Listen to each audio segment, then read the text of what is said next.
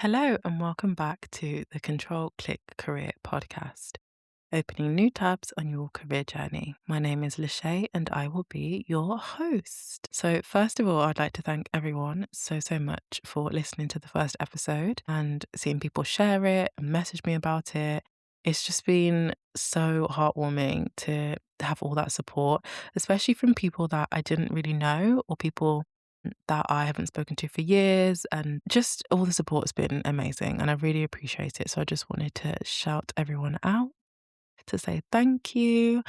And yeah, today's episode is going to be a bit different. It's going to be just me talking about why I started the podcast in the first place. And I wanted people to understand the significance of this podcast for me because it's been very much in my head and in my notes app on my iPhone for the last 5 years. It was during COVID, well, towards the end of COVID, that I decided that I was going to start this podcast, but I just never did. I just kept it and I had the idea, but didn't necessarily know it would be a podcast, I think.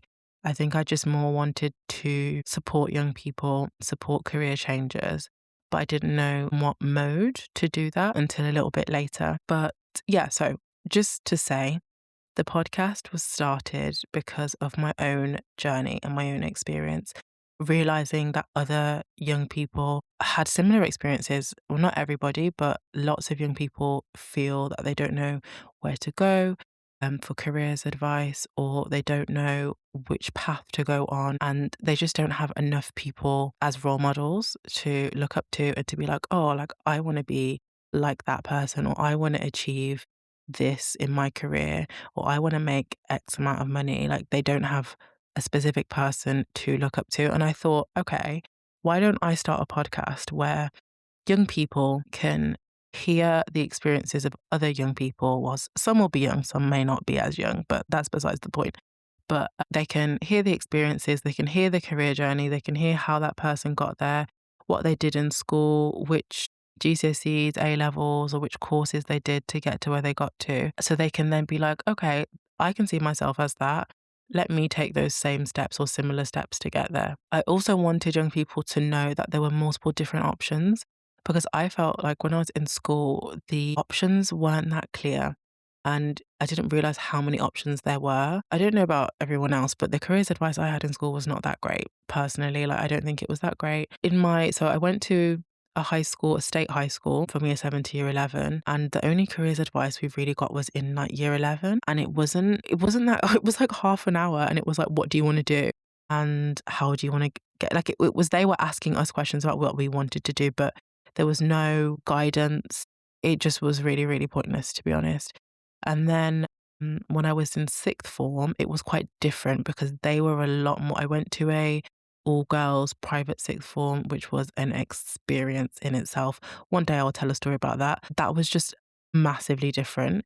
Seeing the differences in how state school versus private school discuss careers and how they shape you in private school to get exactly where you want to get to was just shocking. Like it was so shocking. But at the same time, I still think there were drawbacks with that because they didn't want to hear anything that wasn't considered like a high earning career. Like I vaguely remember somebody saying that they wanted to do, I think it was nursing or wanting to do, can't remember what it was. And they didn't say anything, but I could sense that there was a, why don't you go for medicine vibe. So yeah. And here's me as a midwife now doing something. Yeah. But anyway, so I just realized that there were so many differences. And I just feel I'm very strong when it comes to, I think there needs to be equality in education, there needs to be equity in education. And we know that we live in a society where some children are going to get better education than others. Some are going to get exposure to better experiences than others, which then will shape them as adults and shape their career journeys. But I just think there needs to be a standard of careers education that opens up young people's minds and allows them to allows them to realize that, oh my gosh, I can do that. There's absolutely no reason I can't do that. And we need to give them the steps to get there. So that is why I wanted to start the podcast. And the reason I chose to do interviews with people is because I thought it would be really amazing to hear the real journey. Because I think when you go on LinkedIn or when you go on social media, especially Instagram is just like such a fake app. I know that I use it, I know I contribute to it, but you only see like the highlights of people's lives. And similar with LinkedIn, not many people on LinkedIn are going to post, "Hi, I lost my job today," or "Hi, I dropped out of this today," or "Hi, I got fired." Like, you don't hear the real stories on these apps. So I wanted to do interviews in this podcast so that people can literally hear the highs and lows of someone's career journey, the what went really well, what went really badly, what they learned from, what they would never do again, and what they advise other young people to do going forward. And I also want to point out that, yes, I keep saying young people, and I've not put an age on this because I want anyone that considers themselves a young person can be a young person, okay? Like, if you think you're young when you're 65, Nan, if you're listening, then you can obviously listen, but I just wanted to be aimed at that audience because that's the audience I feel like needs it the most. But I also want to point out that this is also for career changers of any age, because I myself have been a career changer many a time. Many a time. Like, I have literally been, I was talking to one of my friends and she was saying, "You're like that character in Peppa Pig." I was like, "What? What character in Peppa Pig?" She was like, "You know, the rabbit, is it Miss Rabbit? Is it Miss Rabbit or Miss Goat? Is there a Miss Goat? I don't know. Anyone who watches Peppa Pig."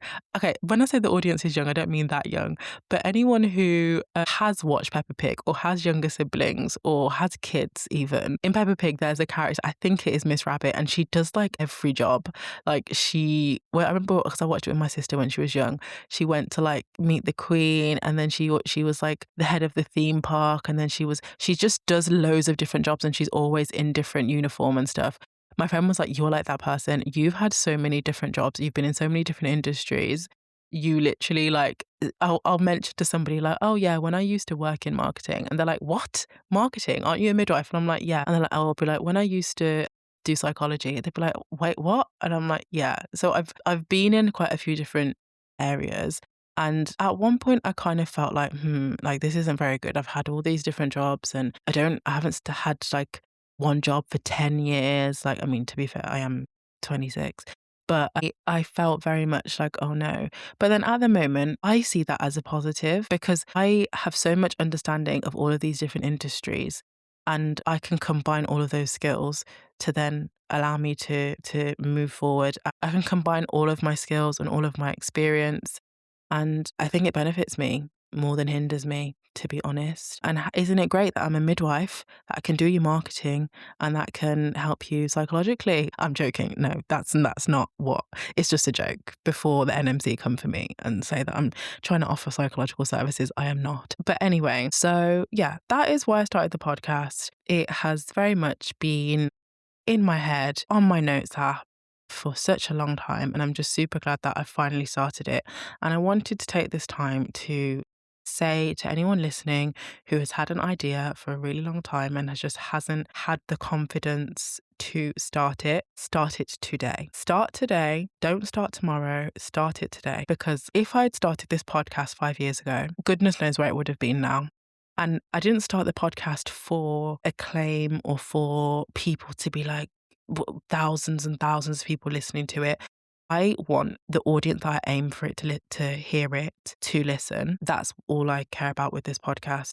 Yes, it would be amazing if it is publicized and things like that. But as long as young people, career changers, people who are looking for career guidance, who are looking for the experiences of other people's career experience, as long as those people hear it, then I feel like my job is done. And yeah, I just want to encourage people. It's really important to encourage those around you, especially when you yourself have been through a lot in your career life. Does that make sense? In your work life, in your personal life. I feel like it's my responsibility to support the next generation who are coming up after me. And yeah, so just a quick little story time I thought I would do. And it's going to be really short because my career story time would take a few episodes. So I'm just going to go take it back to school days. For those who knew me during school, you might enjoy this little throwback. So I always wanted to be a psychologist. So that was my plan and my goal. Before that, the earliest job I can remember wanting to do was to be an obstetrician because I loved pregnancy. I was a little bit weird as a kid. Like, I think it's because I was an only child for so long. I was an only child for 10 years. So when I used to see a pregnant woman, I'd be like, "Oh my gosh, mom, look, she's got a baby in her belly." And like, I was super interested in pregnancy, babies, birth, all of that, which is probably why I'm a midwife now. But I wanted to be an obstetrician purely because I remember saying to my parents, like, I want to do a job where I can like touch pregnant bellies. That sounds so creepy. Oh my gosh, what a creepy kid. And they said to me, "Oh, well, you can be a obstetrician." And that's then why I knew.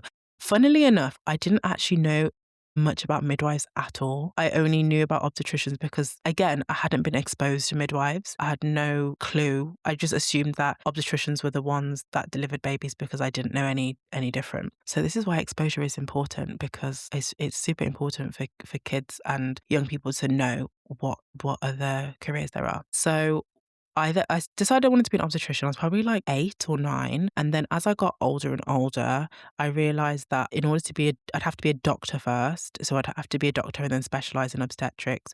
And I had absolutely no interest in any other area of medicine. I was like, sorry, I don't want to deal with the elderly. I don't want to deal with like sick people. I don't want to deal with death. I know that sounds really bad, but like, I just wanted to deal with pregnancy and pregnancy only. So when I discovered that, and then I remember during GCSEs, anyone who wanted to go and do medicine for university or needed to do A levels in science, they were recommended to do triple science for GCSEs. And then someone told me it was like 9 exams just for science. I was like, you can forget that. I loved biology. I didn't love physics at all. Physics was not my bag. And chemistry also was not my bag, even though I was okay at chemistry, but I was much, much better at biology. And yeah, when I heard 9 exams, I was like, see ya, that's not happening. I'm not doing 9 exams. So I kind of had to park the whole obstetrician thing. And then it was when I did my GCSE in psychology. So thankfully, my school offered GCSE psychology, which is really good because when I looked at this later, a lot of state schools did not offer GCSE psychology. It was actually quite rare. So shout out to my high school for offering GCSE psychology, because that was one of, if not the best GCSE I did. And then I also did GCSE child development, which I really loved as well. Those were my 2 favorite GCSEs. Along with English Lit. I am an absolute... Sorry, I knew I was a geek, right? When I was in that GCSE English Literature exam and I was enjoying myself. I was literally... I opened the paper, Inspector calls, and he was asking about the themes of like pride, greed, all of that. I was... The 7 deadly sins. 7 deadly sins? Bro, I was on fire. I was on fire. Do you know in Dave's album, right? In one of Dave's songs, when he's talking about, I got 99 out of 100 in my English questions or something like that. That was me in the English exam. Oh my gosh. No, I'm actually getting so excited about this English exam. Anyway, I digress. So, loved my GCSEs, loved English literature and English language, kind of liked history, depending at some points. And then what else? Psychology and what was the other one? Child development. Yeah. So when I was doing the psychology, I was like, wait, I really love this. And because I love child development, I then thought, why don't I be a child psychologist? So that's what I wanted to do. And that was like my new goal. And at the age of 15, 16, I was like dead set. Like once I decide I want to do something, I'm like, yeah, this is what I want to do. So I researched it, realized that I needed to do psychology A level, then do psychology at university, then go in for undergraduate, then do a psychology master's, and then do a psychology doctorate, and then specialize in child psychology. Fun fact, didn't get that, as you can probably tell, because that's not what I'm doing now. But I just wanted to say this and start off with like this little story, because I just want to tell young people that sometimes you'll be dead set on wanting to do a specific career. You'll do it for your A levels, you'll go to university and do it for your undergraduate, you might even do it for your master's, and then you don't do it for a job. And that can be for a variety of reasons. That can be because things didn't go your way. That could be because you didn't pass an exam. That could be because something else has happened in your life and you've had to change paths. or it could be because you've fallen out of love with it and you just don't want to do it anymore. Anything can happen. And you are not a failure because your plan didn't go to plan. Sometimes you've got to do plan B, C, D, E, F, Z, and it's not what you wanted, but you've got to go with it. So yeah, I will one day, when I'm ready, discuss what happened with psychology, because I did not finish my psychology degree. And a lot of people don't know that. Only people close to me know that. And this is the first time I've actually said it on a public platform. But I didn't finish my psychology degree for reasons beyond my control, sort of. And it was heartbreaking. I can't put into words how much it affected me. It affected me, obviously, career-wise and education-wise, but it also broke me. And I also had to like adjust my identity because my whole life was like, I'm going to be a psychologist, I'm going to be a psychologist, to then not be a psychologist and to not even get my degree in psychology broke my heart. And especially because I came so far in it, I just didn't finish. Yeah, that was really, really hard. But I moved past it. And at that time, I genuinely thought I was never going to get a degree. When something like that happens, you really lose your self-esteem and your self-confidence, and you start thinking that you're like never going to achieve anything. Girl or boy or whoever, if you ever think that, grab yourself up and be like, remember who the hell you are. Remember who the hell you are and remember how far you've come. Don't ever let that thought overtake you, because I really, really thought that. And look at me now. I now have a degree in midwifery, which I never thought I would have had. And that degree in midwifery almost took my life. Yeah, but I achieved a degree in midwifery. I worked for free for the NHS for 3 years, which I will always say, because alongside that degree in midwifery, a lot of people don't realise you're working for free 37.5 hours a week during your placements, in addition to do it like as part of the degree. That was not an easy ride. Midwifery is the hardest thing I've ever done in my 26 years and 12 months of life, because I'm almost 27. Yeah, just insane. And I managed to get through that degree when I thought I was not going to survive. I thought I was going to end up in RIP Lachey. So I managed to get my midwifery degree. I've done so many great things since then. I have spoken at conferences, I've gone on international trips, midwifery related and trade union related. I am about to potentially start a master's, but that information is not privy to many people yet. But there's just things that I'd never thought I would do when I was down in the dumps, thinking that I was an absolute failure and that I was never going to get anywhere in life and I was going to end up cleaning chimneys. Not that cleaning chimneys is a bad thing. Does anyone clean chimneys in 2026? I don't know. Giving Mary Poppins vibes. But yeah, so this is just for people to know that anything is possible.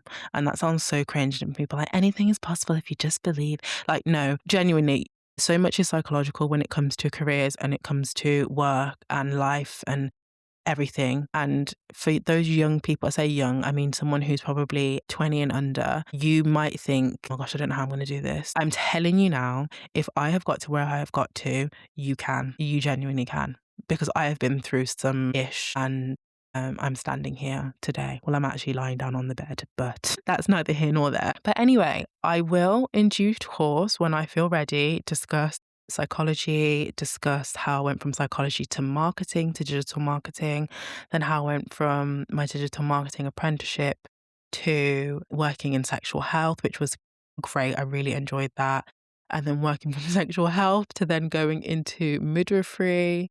And then how now I'm going from midwifery and then going to be doing a master's in another area, which I'll talk about soon when I'm also ready to talk about that. But in summary, the podcast the podcast was started to encourage young people, encourage career changes, and encourage anybody who is unsure of their path, to give them real life role models who have been through ups and downs in their careers, who may have been discouraged by other people, who are pushing, who are achieving great things, and just let them know that you can do it too. You absolutely can do it too. And just also to give some careers education to young people for them to know what's out there.